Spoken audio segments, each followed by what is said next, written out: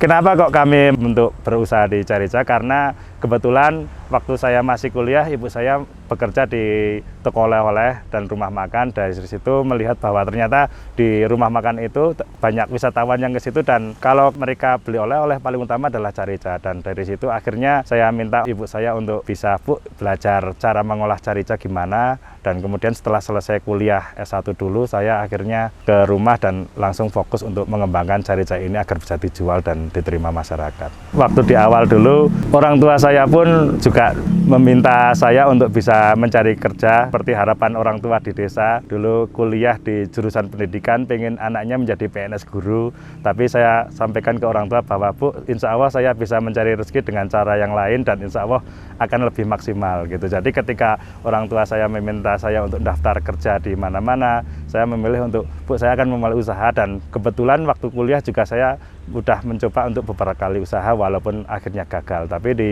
Carica ini karena dekat sama orang tua, saya harus bersungguh-sungguh agar usaha ini nggak gagal gitu.